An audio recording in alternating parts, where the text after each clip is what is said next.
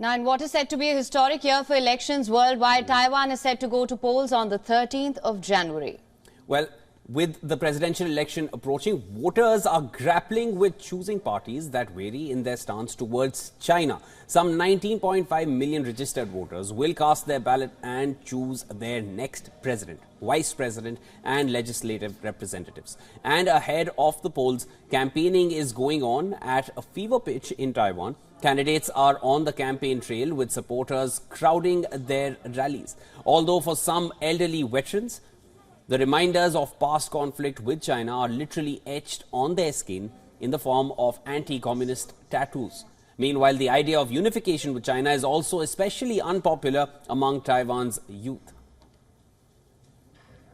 There is certainly a generational shift. The older generation was a little more likely to be for unification, and the younger generation a lot less likely. The younger people tend to have a separate, almost distinct Taiwanese national identity as opposed to a more Chinese national identity. So in that sense, the trend lines on support for unification is a downward one, less and less support for unification over time. Meanwhile, Beijing has ramped up its military pressure against the island, including staging 2 rounds of major war games. This has stoked fears of a war that could drag in the United States.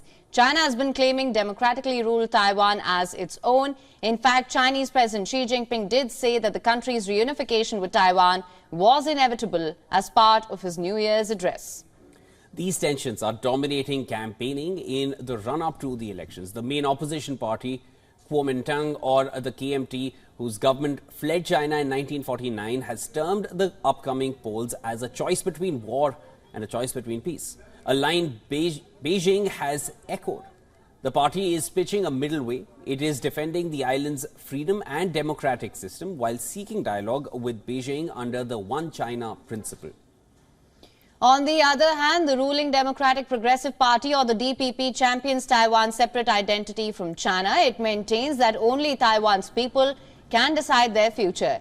They've angrily rejected that framing as scaremongering, saying nobody wants a war.